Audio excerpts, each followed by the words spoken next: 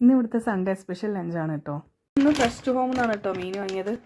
അവിടെ പോയില്ല, കടയിൽ പോയില്ല. ഫ്രഷ് ടു ഹോം ഇത് നട്ടർ മീനാണ്. നമ്മളെ നാട്ടിലധികം ആരും വാങ്ങാറില്ല, എല്ലാം കടൽ മീനല്ലേ നമ്മൾ ഉപയോഗിക്കാം. ഇത് നട്ടർ ഇവിടെ രൂപചന്ത് പറയും, പിരാനല്ലേ പല്ലകളുള്ള മീൻ.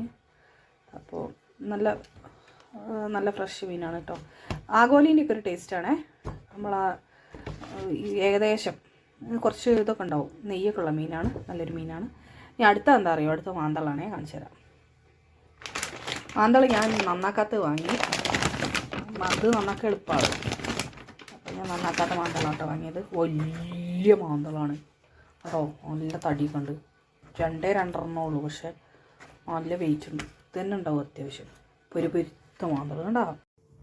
നട്ടർ മുളക് വിഷം വെച്ചിട്ടോ, വാളംപുള്ളി പിഴിഞ്ഞിട്ടാണ് കേട്ടോ ഞങ്ങൾ ഉണ്ടാക്കുക, ഞങ്ങളവിടേക്ക്.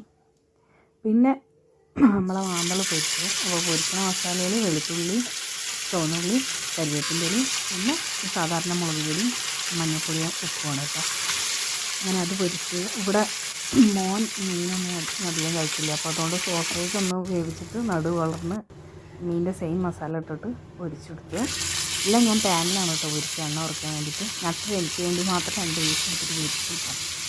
അപ്പോൾ ഇതാണ് ഞങ്ങളെ സൺഡേ ലഞ്ച്. അപ്പോൾ അതാ എൻ്റെ പ്ലേറ്റാണ് കേട്ടോ അത്. അതുകൊണ്ടാണ് ഇങ്ങനെ എല്ലാ മീനുകളും വരിയായിട്ടിരിക്കുന്നത്. നട്ടറിൻ്റെ കറി, പിന്നെ നട്ടർ പൊരിച്ചത്, മാന്തൾ ഒക്കെ ഉണ്ട് കേട്ടോ. നല്ല അടിപൊളി മീനായിരുന്നു കേട്ടോ ഇന്നത്തത് ഫ്രഷ് ടു ഹോം. അപ്പം ഹാവ് എ നൈസ് ഡേ.